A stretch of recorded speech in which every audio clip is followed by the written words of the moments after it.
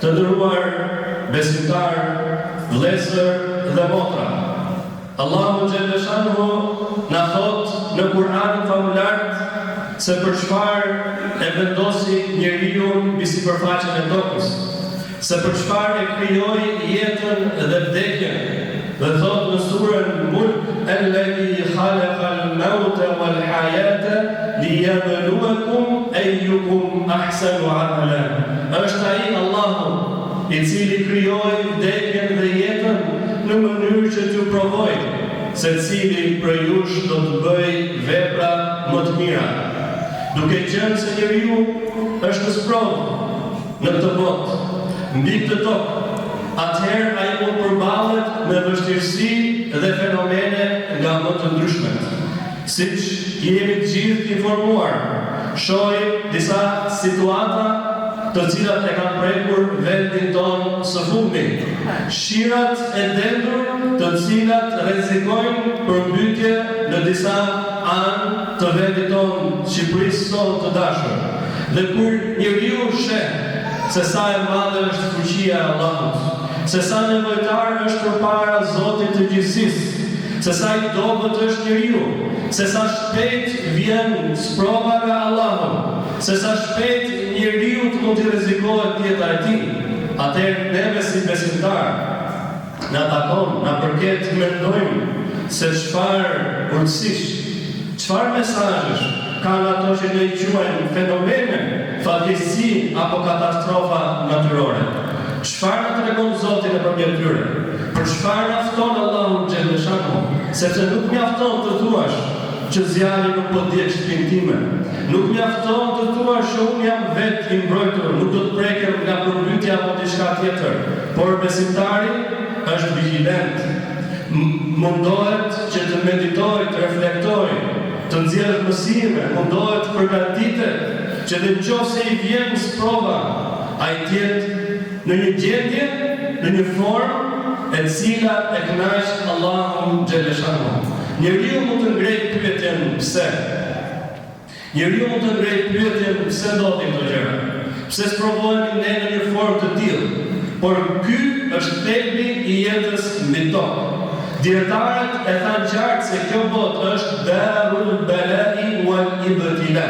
Është vendi i vështirësive dhe i sprovave. Kjo nuk është daru saada, nuk është vendi i lumturisë, nuk është as vendi i përjetësisë, nuk është as shpërblim i pandërprerë nga Zoti i gjithësisë, por është një botë e përkohshme, kalimtare, ku gjithë ne jemi vendosur në një provim dhe secili sprovohet nga forma apo mënyra të ndryshme.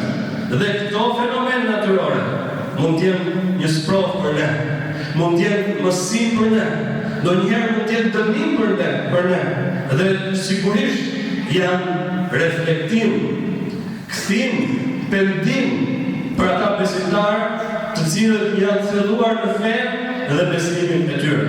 Allahu na tregon qartë Kur'an ku thotë: "Wa la nabluwannakum bi shay'in min al-khawfi wal-ju'i wa naqsin min al-amwali wal-anfusi wath-thamarat."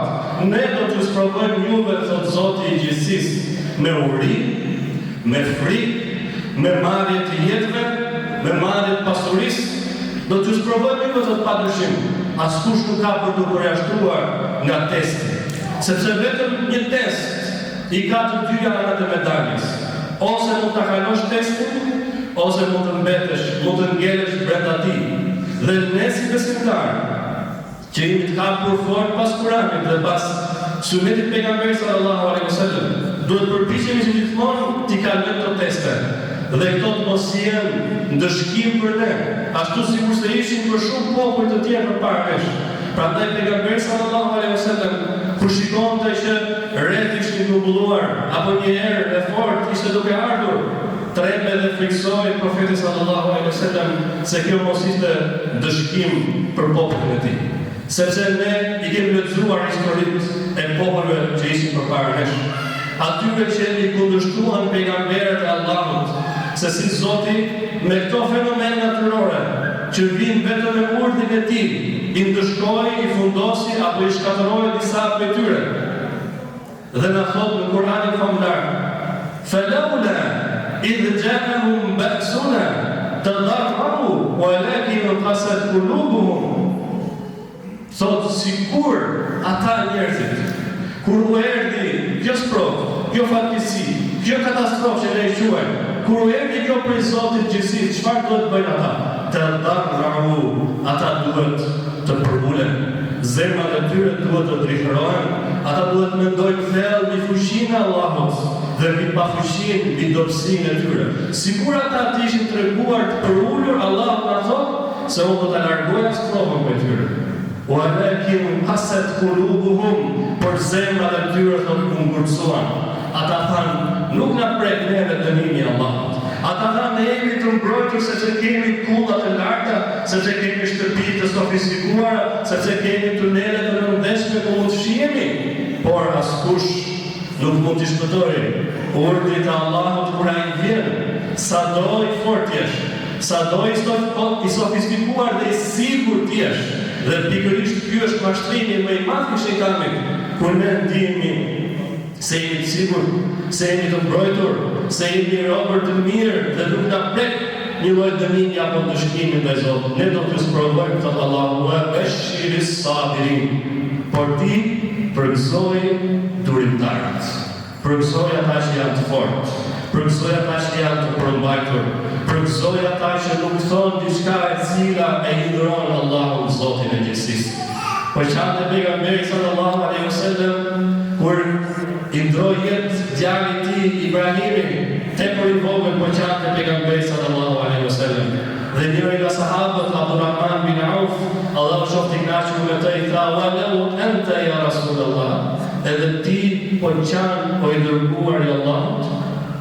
Edhe ti po qan përballë një realiteti të tillë, edhe ti po qan përballë një prove dhe vështirësie të tillë, i tha: "Innaha la rahma", këto lotëra nuk janë të tjetër veçse mëshirë. Inna al-ayna la tadma, syt do të lotojnë, thot pejgamberi sallallahu alaihi wasallam. Dhe zemra do të pikullohet, por ne nuk do themi vetëm se atë e cila e kënaq Zotin ton. Ne do të bëjmë durim përballë provave, përballë vështirësive, sepse ne jemi të qartë si besimtar që ky është vendi i provave, se çdo kush nga i pari i njerëzimit e deri tek i fundit, me në krye të dërguarit të Allahut, të gjithë u sprovuan në rrugën e tyre në mënyrë që të ishin shembull për ne.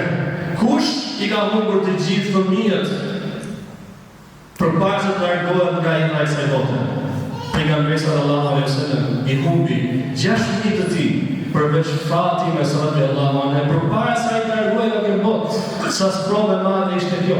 Ai u sprovua me shumë lëndime, me shumë vështirësi, me dëbim nga adheu i tij, me lëndime nga familja e tij afërme, në mënyrë që ata të ishin shembull për besimtarët, në mënyrë që besimtarët të mësojnë se si të përballen me sprovat, se si të reagojnë përballë tyre në një formë e cila e kënaq Zotin e gjithësisë. Ne e kuptojmë që realiteti i kësaj bote është realitet i sprovës, i vështirësive, dhe përballë tyre sprovave ne tregojmë të duruar, sepse dim që është Allahu ai i cili na lëshon këto.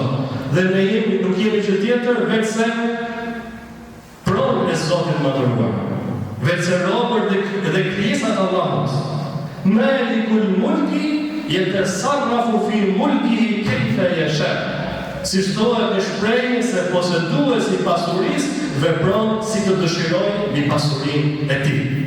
Kur je pronë e Allahut, kur je krijesë e tij, do ta pranosh çdo gjë që vjen prej tij, sepse në ato sprova, në ato vështirësi, ka shpagim të gjunave, ka lartësim në gradë, ka lehtësim për llogarinë për të dalë përpara Zotit, ka shumësime mbi të cilat mund të reflektojë njeriu.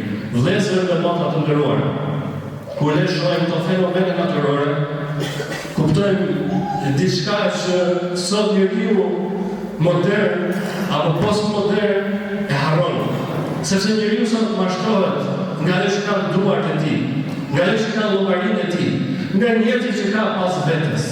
Dhe harron gjendjen e tij thelbësore që është dobësia dhe nevoja përballë Allahut xhaleshan.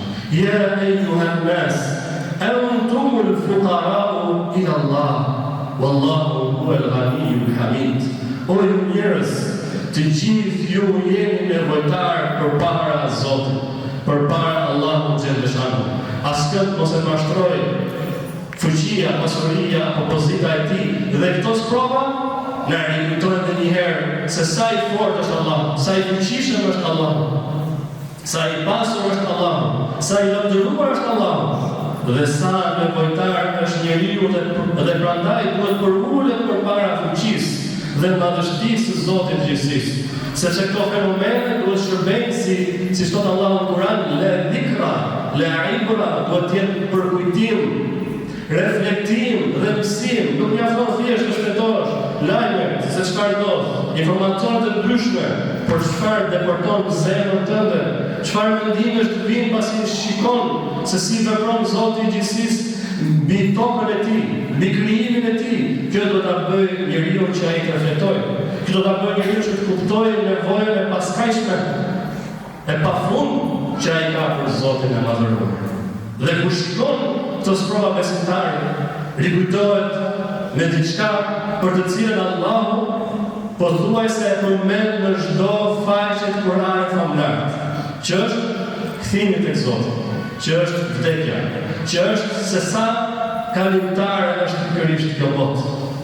Se njeriu zgjohet në mëngjes për njëri nga sahabët, mes familjes së tij, mes pasurisë së tij, wal mautu aqrabu ilayhi, dhe vdekja është thot për të më afër se lincet e këpucëve të tij.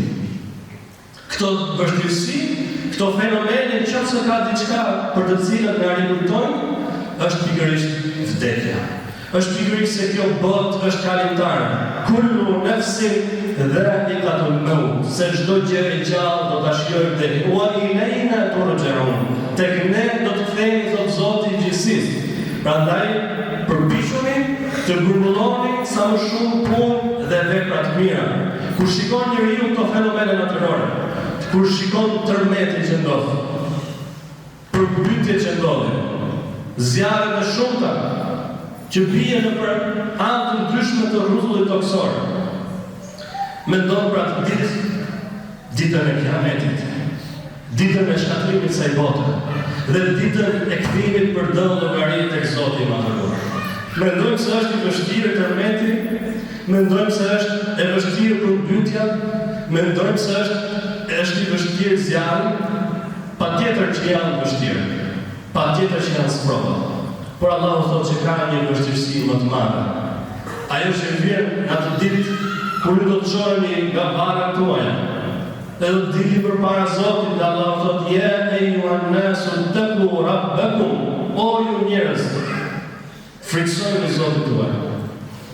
Bëhu të devotshëm përpara Zotit tuaj.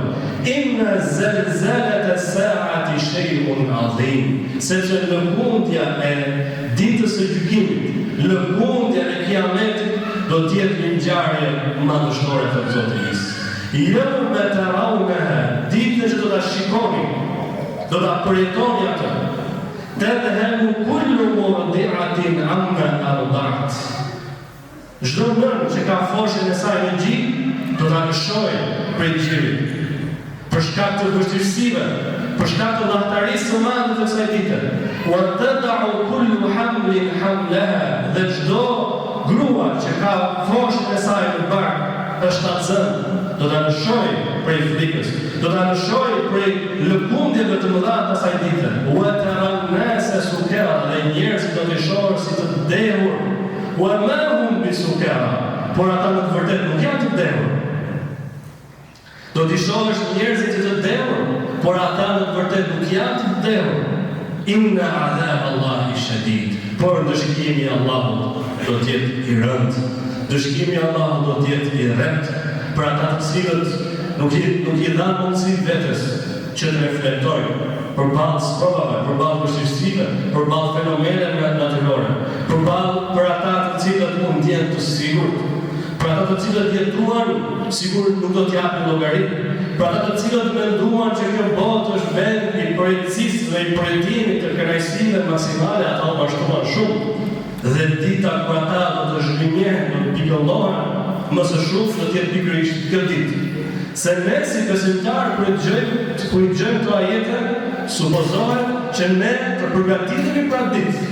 Dhe ajo nuk do t'i laqe vështirë për besimtarët, nëse ata jetuan çdo ditë me ndjesinë e ringjalljes, me ndjesinë e llogaridhënies, me ndjesinë si thot Omeri radiallahu anhu, hasibu anfusakum qabla an tuhasabu.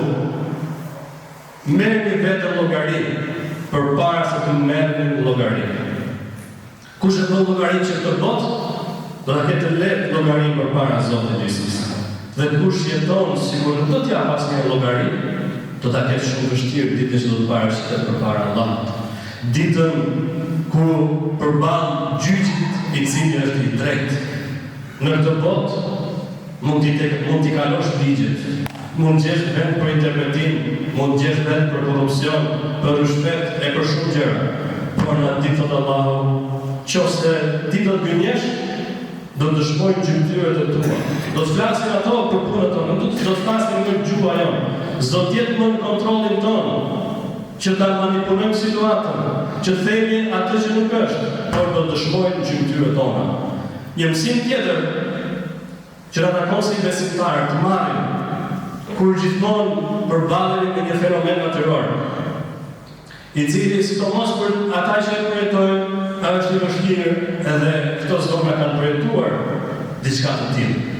Ajo që duhet dalë më parë në ato momente, në ato çaste, është pikërisht solidariteti njerëzor. Solidariteti besimtarëve, të cilët vrapojnë për të përmbushur nevojat e njerëzve, të cilët vrapojnë në ndihmë të njerëzve, të cilët gjenden pranë atyre që janë prekur nga situata të ndryshme. Pejgamberi sallallahu alaihi wasallam kur shkoi në Medinë, porosia e parë që i dha besimtarëve dhe në bashkë shoqërisë cila ishte: Ya ayyuhan nas, afshu salam wa at'imu at'am. O ju njerëz, shpërndajeni paqe. Selamin, bëu njëri i paqes, jo vetëm me gjuhë, por me veprimet e tua, me ndjesitë e tua, me çdo gjë që ti bën, reflekto paqe tek besimtarët, tek mbarë shoqëria. Shpërndajeni paqe. Wa at'imu at'am, dhe shpërndajeni ushqimin e nevojtarëve, ushqimin e varfërit, ushqimin e njerëzve që janë prekur. Wasilu al-arham, mbajini lidhjet farefisnore. Wasallu bil-lejli wan-nasu niyan, falu natën teksa njerëzit flenë. Tadkhuluna al-jannata bis-salam, do të futeni me paqe në xhenetin e Allahut nëse ju keni bërë këtë gjë. Allahu na përmend shumë herë Kur'an, wa yut'imuna at-ta'ama 'ala hubbi, ata japin ushqim për njerëzit. Pa nuk është thjesht reflektosh, subjektive, personale, reflektosh në shtëpinë tënde, në dhomën tënde, në mendjen tënde, por është edhe bërë diçka, është të hidhesh në veprim, është të ndërgjegjësosh njerëzit, dhe të ndërmarrësh fushata humanitare, fushata pamirësie, të cilat shkojnë në drejtim të njerëzve që preken nga këto fenomene. Dhe siç na thon dietarët, që janë këto ngjarje, të cilat nxjerrin më pak dhe solidaritetin e njeriu, nxjerrin më pak bujarinë e njeriu. Wallahu fi 'auni al-'abdi ma kana al-'abdu fi 'auni akhihi. Allahu është në ndihmë të robit, përsa kohë ai është në ndihmë të vëllezërve të tij, përsa kohë ai është në ndihmë të njerëzve të tjerë. E lutim Zotin na ruaj nga provat e vështira, e lutim Zotin që të bëjë këto sprova, këto vështirësi, reflektim dhe pastrim për ne. Amin, amin. Aqulu qawli hadha wa astaghfirullaha li wa lakum fastaghfiruhu innahu huwal ghafurur rahim.